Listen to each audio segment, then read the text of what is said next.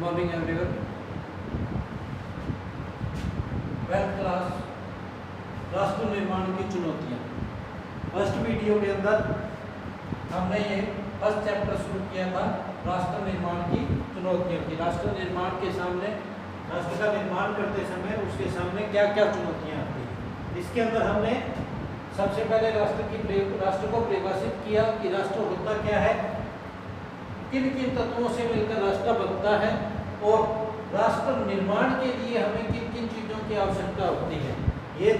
ये दोनों टॉपिक हमने कल कर लिए थे पहली वीडियो में।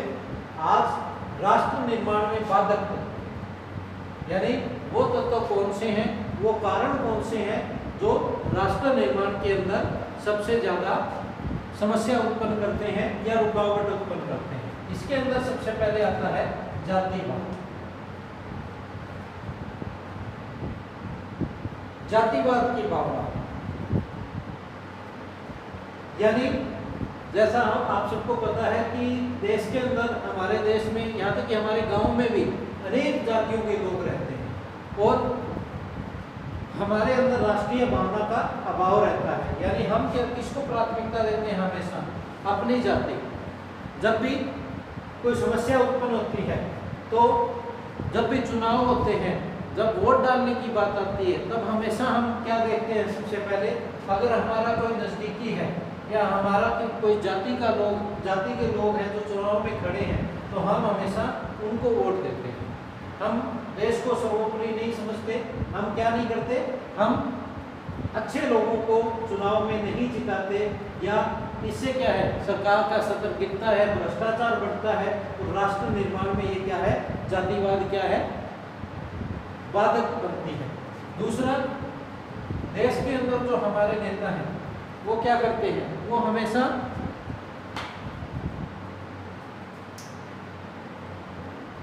जातिवाद का फायदा उठाते हैं ताकि वो ज़्यादा से ज़्यादा वोट प्राप्त कर सकें। वो जाति के नाम पर लोगों को भड़काते हैं, लोगों से वोट मांगते हैं जाति के नाम। तो ये पहला पॉइंट है जो राष्ट्र निर्माण में बाधक है। दूसरा है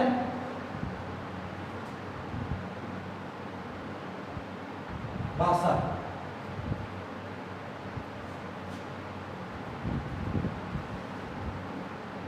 हमारे देश के अंदर अनेक भाषा बोलने वाले लोग हैं। संविधान के अंदर 22 भाषाओं को मान्यता दी। यद्यपि हमारे देश के लोग भी हमारी राष्ट्रीय भाषा हिंदी को प्रेम करते हैं, प्यार करते हैं, लेकिन फिर भी भाषा के आधार के ऊपर जब भी बात होती है या जब हमारा संविधान बना था तो सबसे ज़्यादा जो मुद्दा था वो भाषा था। क्यों? क्योंकि हमारे दक्षिण के जितने भी राज्य हैं वो कौन सी भाषा का प्रयोग करते हैं? अंग्रेजी या अपनी लोकल लैंग्वेज, चाहे वो तमिल बोलते हो या मराठी बोलते हो, उन लोगों को हिंदी नहीं आती। तो जब हिंदी को राष्ट्रीय भाषा घोषित करने की बात कही गई और हमारी जो सरकारी काम करने की जो भाषा है उसको हिंदी बनाने की कोशिश की गई, तब दक्षिण जो जितने भी हमारे राज्य हैं उन्होंने इस बात का विरोध किया और उन्होंने कहा कि नहीं, अंग्रेजी को भी बराबर का यहाँ पे रखा गया। ऐसे में इस चीज़ का हल निकाला गया कि हमारे देश में 22 भाषाओं को मान्यता प्राप्त है। इन 22 भाषाओं के अंदर कोई भी स्टेट है, सेंट्रल गवर्नमेंट है या कोई भी व्यक्ति है, अगर कोई सरकारी एग्जाम देना चाहता है, नौकरी के लिए एग्जाम देना चाहता है, तो इनमें किसी भी भाषा का वो चयन कर सकता है। तो कहने का मतलब ये है कि भाषा के अंदर एकरूपता न होने की वजह से राष्ट्र निर्माण में ये क्या बनती है? बाधक बनती है या रुकावट बनती है। तो भाषा के आधार पे लोग एक दूसरे की बातें नहीं समझ पाते और एक दूसरे को बराबर का मौका नहीं देते, हमारी एक राष्ट्रीय भाषा ना होने की वजह से। तीसरा है क्षेत्रवाद।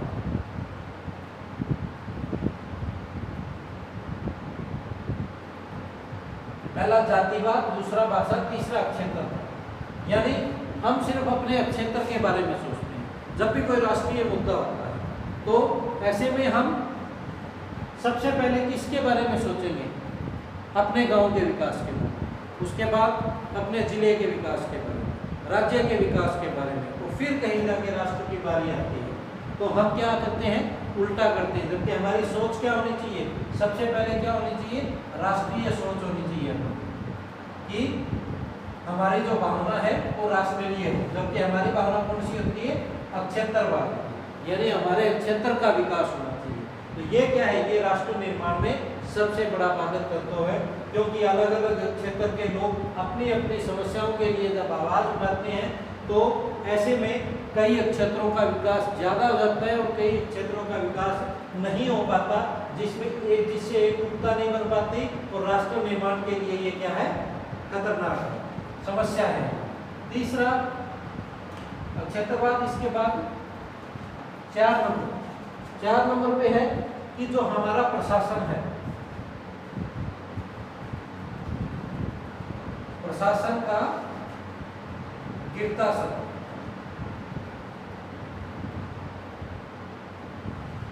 प्रशासनिक जो स्तर है वो निरंतर गिरता जा रहा है, भ्रष्टाचार फैलता जा रहा है, लोग बिना पैसों के, बिना सिफारिश के कोई काम नहीं करते, जिसके कारण राष्ट्र के निर्माण में अनेक समस्याएं उत्पन्न होती जाती हैं।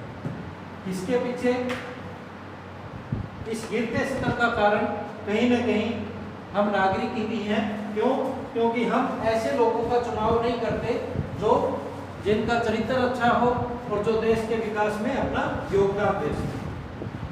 5वां पॉइंट है इसके बाद असंतुलित विकास।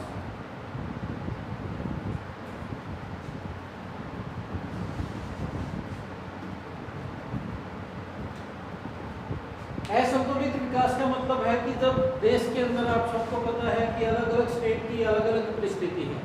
बिहार में बहुत ज़्यादा गरीबी है, वहाँ पर लोग अनपढ़ बहुत हैं, निरक्षर बहुत हैं, उनको शिक्षा नहीं है। इधर केरल का हम उदाहरण लें तो वहाँ पर लगभग 100% लोगों को शिक्षा प्राप्त है।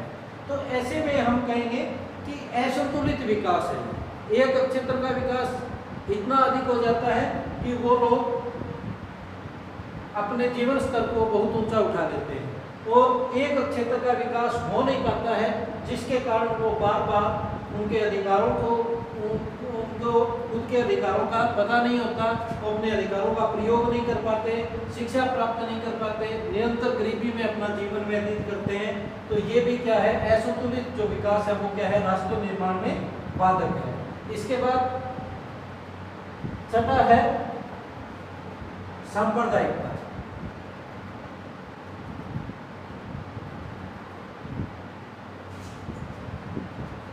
सांप्रदायिकता क्या होती है?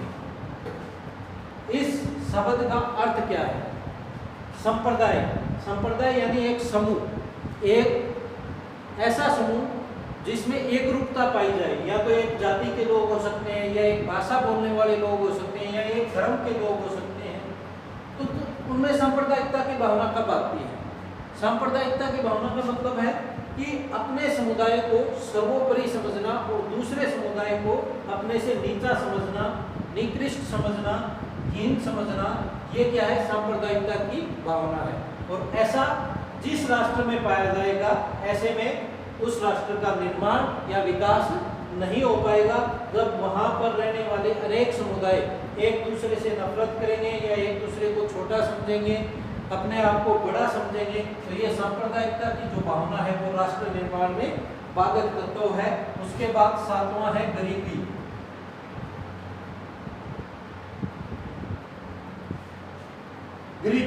गरीबी का मतलब आप सबको पता है, यानी जो लोग अपने जीवन यापन के लिए मूलभूत आवश्यकताओं की पूर्ति नहीं कर पाते हैं, वो लोग क्या होते हैं? गरीब होते हैं। उनके पास रहने के लिए मकान, कपड़े, खाने के लिए भोजन उपलब्ध नहीं हो पाता, वो लगातार मजदूरी करते हैं, वो शोषण के शिकार होते हैं। जो लोग संपन्न लोग हैं उनका शोषण करते हैं लगातार, उनको बराबर के अधिकार नहीं दिए जाते, तो वो लोग अपना विकास नहीं कर पाते। ऐसे लोग क्या करेंगे? अपने बच्चों को शिक्षित नहीं कर पाते, उनको अच्छी शिक्षा नहीं दिला पाते, उनको अच्छा भोजन नहीं दिला पाते, जिसके कारण वो कुपोषण का शिकार हो जाते हैं। फिर एक ऐसा क्षेत्र बन जाता है पूरे देश के अंदर जिसमें ऐसे लोगों को अलग कर दिया जाता है या उनको नीचा समझा जाता है, उनका जीवन का जो स्तर है वो बिल्कुल गिर जाता है। तो ये राष्ट्र निर्माण में बाधक तत्व है गरीबी। इसके बाद आठवां है क्षेत्रीय दल। अब क्षेत्रीय दल से मतलब है राजनीतिक दलों से, यानी राष्ट्रीय दलों का अभाव। अब अगर देश के अंदर राष्ट्रीय दल और क्षेत्रीय दल का मीनिंग क्या है, क्या मतलब क्या है? राष्ट्रीय दल ऐसा दल होता है जो पूरे देश के अंदर चुनाव के अंदर हिस्सा ले सकता है और पूरे देश में सरकार बना सकता है। क्षेत्रीय दल मतलब एक क्षेत्र, एक राज्य के अंदर चुनाव लड़ सके या दो राज्यों के अंदर वो अपने उम्मीदवारों को खड़ा करके चुनाव लड़े। ऐसे में क्या है, वो एक राज्य या दो राज्यों में अपनी सरकार बना सकता है। तो क्षेत्रीय दल लगातार बढ़ते जा रहे हैं। इसका कारण क्या है? वो ये ऊपर जो तीसरा आपको बताया था, क्षेत्रवाद की भावना, यानी हम अपने क्षेत्र के विकास के लिए हमेशा क्या करते हैं, क्षेत्रीय दलों का निर्माण कर देते हैं। अगर हमारे क्षेत्र के विकास की तरफ ध्यान नहीं दिया जाता सरकार की तरफ, तो उनको ध्यान आकर्षित करने के लिए क्या करेंगे, क्षेत्रीय दल का निर्माण करेंगे और वो राजनीतिक दल क्या करेगा, चुनाव लड़ेगा, उस क्षेत्र में वो जीतेगा। क्यों? क्योंकि वो वहाँ का क्षेत्रीय दल है। और ऐसे में क्या करेगा, सरकार में वो अपनी हिस्सेदारी साबित करेगा और वो अपने क्षेत्र की तरफ या विकास की तरफ, उस क्षेत्र के विकास की तरफ ध्यान आकर्षित करेगा सरकार का। तो जितने क्षेत्रीय दल ज़्यादा होंगे उतनी ही हमारे राष्ट्र निर्माण में ये बाधक होंगे। क्यों? क्योंकि ऐसे में पूरे राष्ट्र की बजाय ध्यान कहा जाएगा सिर्फ एक क्षेत्र के विकास के ऊपर जाएगा। उसके बाद नेक्स्ट है अल्पसंख्यक लोग।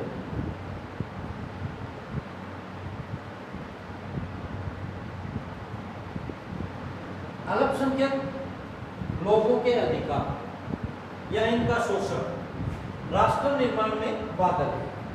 अल्पसंख्यक का मतलब क्या है कि राष्ट्र के अंदर वो समुदाय, वो लोग जिनकी संख्या बहुत ही कम है, ऐसे लोगों को अगर वोट डालने का अधिकार नहीं दिया जाएगा, चुनाव लड़ने का अधिकार नहीं दिया जाएगा, शिक्षा प्राप्त करने का मौका नहीं मिलेगा, व्यवसाय करने का बराबर का मौका नहीं मिलेगा, तो ऐसे में क्या होगा, वो अपने आप को अलग महसूस करेंगे, समाज से वो हट जाएंगे, जिसके कारण वो राष्ट्र निर्माण में सहयोग नहीं दे पाएंगे।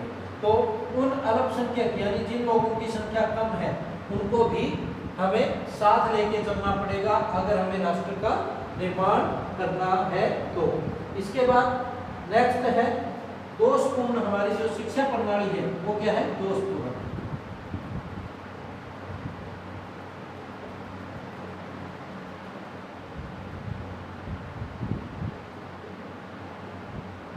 शिक्षा प्रणाली दोषपूर्ण कहने का मतलब कि जो हमारा नैतिक स्तर है वो लगातार गिरता जा रहा है, राष्ट्रीय स्तर है वो लगातार गिरता जा रहा है।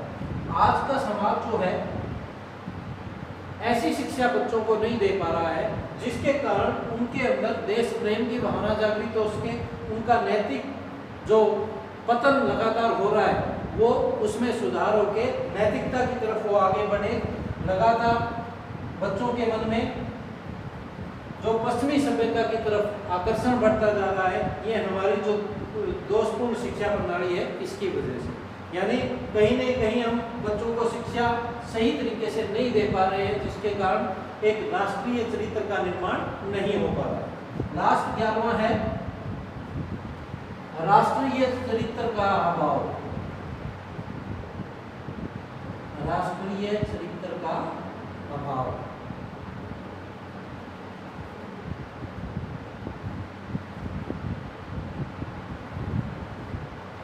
राष्ट्रीय चरित्र का अभाव। राष्ट्रीय चरित्र का अभाव मतलब यानी जब किसी देश में रहने वाले नागरिक अपने आप को उस देश का नागरिक कब समझेंगे, जब वो अपने आप को भारतीय बुलाएंगे। यानी जब भी आपसे कोई कहीं बाहर जाते हो तो आप यही कहते हो कि मैं उस गांव से हूँ, उस जिले से हूँ या उस राज्य से हूँ। हम कभी ये नहीं कहते सबसे पहले कि हम क्या हैं, भारतीय हैं। ठीक है, तो ये हमारा जो राष्ट्रीय चरित्र है उसका अभाव है। यानी हमारे अंदर राष्ट्रीय भावना है, राष्ट्र के प्रति जो प्रेम की भावना है या उसके निर्माण में जो हम योगदान दे सकते हैं, वो जो भावना है उसकी कमी है, जिसके कारण राष्ट्र का विकास सही ढंग से नहीं हो पाएगा। तो ये कुछ पॉइंट हैं जो क्या है राष्ट्र निर्माण में बाधक या रुकावट उत्पन्न करते हैं, वो मैंने आपको बता दिए। पहला है जातिवाद, दूसरा भाषा, तीसरा क्षेत्रवाद, चौथा प्रशासन का गिरता स्तर, पांचवा असंतुलित विकास, छठा सांप्रदायिकता, गरीबी, क्षेत्रीय दल, अल्पसंख्यक, दोषपूर्ण शिक्षा प्रणाली और राष्ट्रीय चरित्र का अभाव। हमने बाधक तत्व कर लिए हैं। इसके बाद नेक्स्ट हमारा जो टॉपिक होगा वो होगा इन बाधाओं को दूर कैसे किया जाए, इनके उपाय क्या हैं। यानी राष्ट्र निर्माण में जो बाधक तत्व हैं इनके उपाय क्या हैं, हम इनको कैसे दूर कर सकते हैं। इसके लिए पहला पॉइंट है सामाजिक समानता।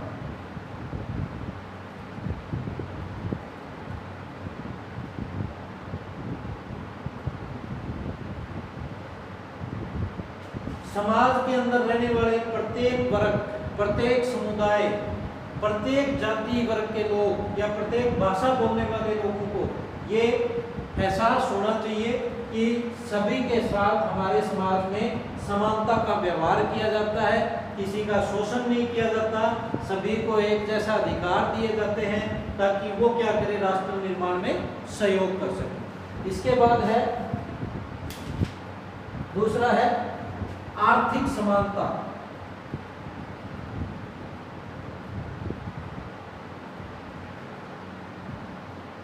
आर्थिक समानता का मतलब है कि जब तक आर्थिक समानता नहीं होगी तो अमीरी और गरीबी के बीच का जो अंतर है वो कम नहीं होगा, और ऐसे में कुछ लोग गरीब रहेंगे और कुछ ज्यादा अमीर हो जाएंगे, जिसके कारण क्या है राष्ट्र निर्माण में सभी अपना बराबर का योगदान नहीं दे पाएंगे। तो समाज के अंदर आर्थिक समानता होनी जरूरी है, यानी लोगों की मूलभूत आवश्यकताओं की कम से कम पूर्ति सभी की होनी चाहिए ताकि वो राष्ट्र निर्माण में अपना योगदान दे पाए।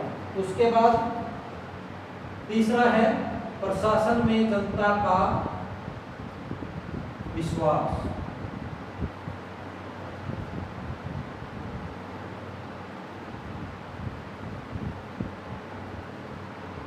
जो प्रशासन है उसके अंदर जनता का विश्वास कैसे होगा, जब प्रशासन के अंदर भ्रष्टाचार खत्म होगा,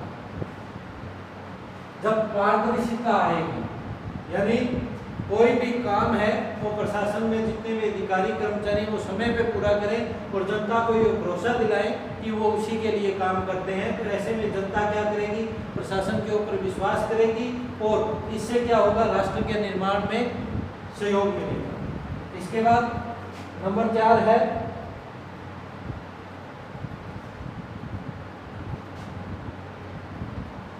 समस्याओं का समाधान।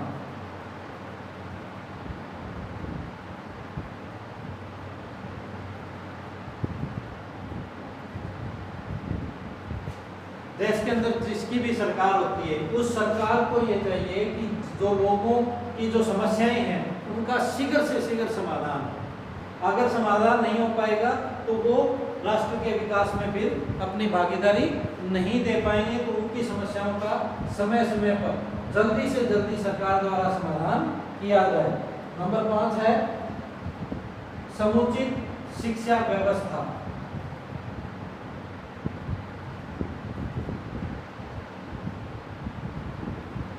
शिक्षा व्यवस्था में सुधार।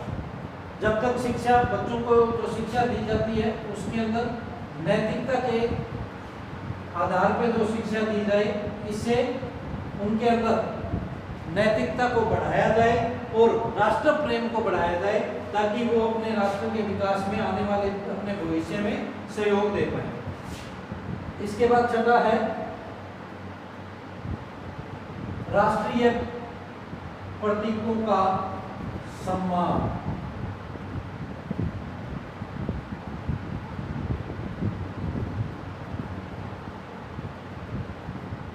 मतलब हमारे जितने भी राष्ट्रीय प्रतीक हैं, हमारा राष्ट्रीय ध्वज है, हमारा राष्ट्रीय गान है, उन सबका हम सम्मान करें। और क्योंकि जो संविधान हमें अधिकार देता है उसके साथ साथ हमारे कुछ इस देश के प्रति कर्तव्य भी होते हैं और उन कर्तव्यों की पूर्ति भी हमें करनी चाहिए, जिसके अंदर राष्ट्रीय प्रतीकों का सम्मान भी जरूरी है। उसके बाद 7वां है भ्रष्टाचार को दूर करना।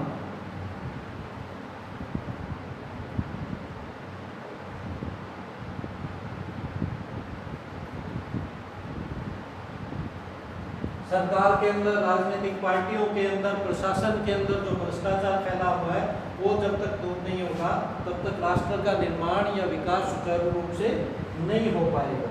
इसके बाद संकीर्ण भावनाओं को दूर करने के प्रयत्न करना। संकीर्ण भावनाएं दूर,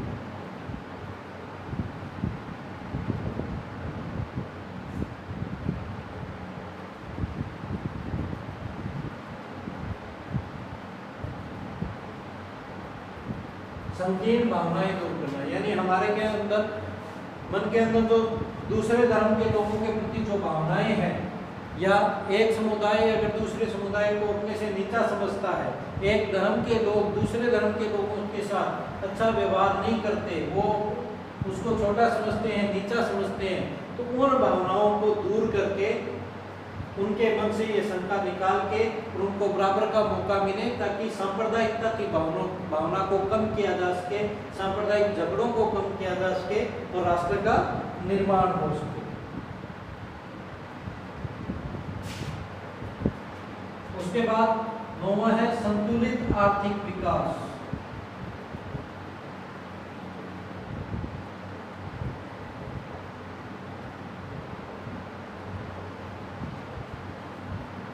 हमारे देश के प्रत्येक राज्य, प्रत्येक क्षेत्र का संतुलित विकास होना चाहिए। संतुलित विकास का मतलब कि विकास के अंदर किसी प्रकार का कोई भेदभाव ना हो, यानी एक क्षेत्र ऐसा ना रह जाए जिसके अंदर जो योजनाएं हैं वो लागू की नहीं की जाए और दूसरे देश के क्षेत्र के अंदर ये योजनाएं लागू कर दी जाए, तो इससे एक क्षेत्र का विकास ज़्यादा हो जाएगा और दूसरे क्षेत्र का विकास नहीं हो पाएगा। और जिन क्षेत्रों का विकास कम हुआ है या वहाँ पे अनपढ़ता ज़्यादा है, निरक्षरता ज़्यादा है, बेरोजगारी ज़्यादा है, उनके ऊपर ज़्यादा ध्यान दिया जाए ताकि सभी क्षेत्रों का एक बराबर संतुलित आर्थिक विकास हो सके। तो ये कुछ उपाय हैं राष्ट्र निर्माण में जो बाधक तत्व हैं उनको दूर करने। तो आपको यहाँ पे 2 प्रश्न लॉन्ग क्वेश्चन बनते हैं कि राष्ट्र निर्माण में बाधक तत्वों का वर्णन करो। तो इसमें आएगा, इसको एक्सप्लेन करना है प्रत्येक, जो मैंने आपको यहाँ पे पॉइंट दिए हैं, जातिवाद, भाषा, क्षेत्रवाद, प्रशासन का गिरता स्तर, असंतुलित विकास, सांप्रदायिकता, गरीबी, क्षेत्रीय दल, अल्पसंख्यक, दोषपूर्ण शिक्षा प्रणाली, राष्ट्रीय चरित्र का अभाव। ये सारी क्या है? ये वो तत्व हैं जो हमारे राष्ट्र निर्माण में बाधक है। अब इनको दूर किया कैसे जा सकता है कि समाज के अंदर समानता स्थापित करें, आर्थिक समानता स्थापित करें, प्रशासन में जनता का विश्वास हो, समस्याओं का समाधान जल्दी से जल्दी हो, शिक्षा व्यवस्था हमारी अच्छी होनी चाहिए, राष्ट्रीय प्रतीकों का हमें सम्मान करना चाहिए, भ्रष्टाचार को दूर करना चाहिए, संकीर्ण भावनाओं को दूर करना चाहिए और संतुलित आर्थिक विकास होना चाहिए। तो फर्स्ट चैप्टर राष्ट्र निर्माण की चुनौतियां, इसमें जो राष्ट्र के तत्व हैं, राष्ट्र निर्माण के तत्व हैं, बाधक तत्व हैं और उनको दूर करने के जो उपाय हैं मैंने आपको करवा दिए हैं। तो ये चैप्टर लगभग कंप्लीट होता है। अगर कुछ रहेगा तो नेक्स्ट वीडियो के अंदर हम इसके बारे में चर्चा करेंगे। पूरा समझने के लिए पूरी वीडियो छोड़ देंगे।